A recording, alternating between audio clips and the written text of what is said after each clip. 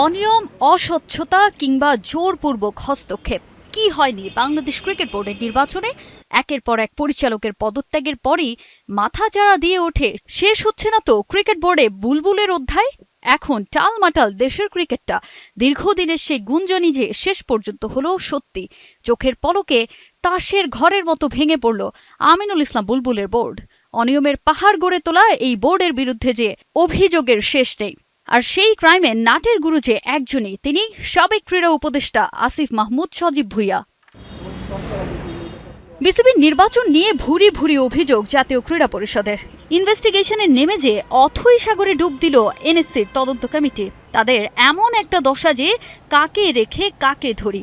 ইলেকশনে সাবেক ক্রীড়া উপদেষ্টার সরাসরি হস্তক্ষেপ ও অনিয়মের প্রমাণ মিলেছে তদন্ত কমিটির ইনভেস্টিগেশনে। ভোট কারচুপিতে সরাসরি হাত ছিল সাবেক উপদেষ্টার।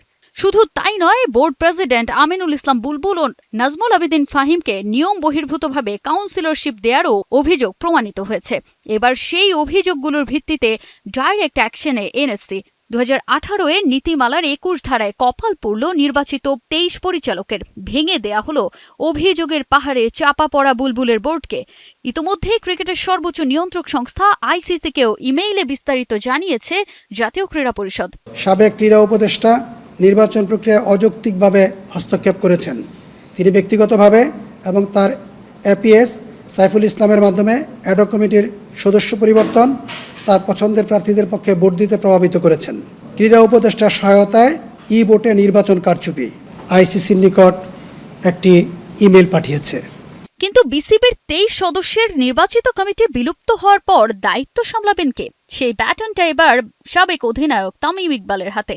11 সদস্যের অ্যাডহক কমিটিতে খান সাহেবের সঙ্গে আছেন মিনহাজুল আবেদিন নান্নু, আতাহার আলী খানের মতো অভিজ্ঞরা। তবে কমিটিতে রাজনীতির ছাপটাও যে স্পষ্ট। বিএনপি নেতা মির্জা আব্বাস, সালাউদ্দিন আহমদ ও আমির খসরু মাহমুদ চৌধুরীর উত্তরসূরিরাও এখন বিসিবির নীতি নির্ধারকের চেয়ারে আছেন। ফাহিম সিনহা, রফিকুল ইসলাম বাবু, রাশনা ইমাম, সৈয়দ ইব্রাহিম আহমেদরাও। গঠিত অ্যাডহক কমিটির সভাপতি হিসেবে দায়িত্ব পালন করবেন জনাব তামিম ইকবাল। অ্যাডহক কমিটি আগামী 3 মাসের মধ্যে একটি নির্বাচিত কমিটি উপহার দিতে বাধ্য থাকবে। তবে হাতে সময় মাত্র 3 মাস। এই 90 দিনে তামিমদের আয়োজন করতে হবে স্বচ্ছ এক নির্বাচন। প্রশ্ন একটাই, মাঠের ওপেনার তামিম কি পারবেন বোর্ডের অ্যাডহক ইনিংসটা সফলভাবে শেষ করতে? তাজিন খন্দকার, 71।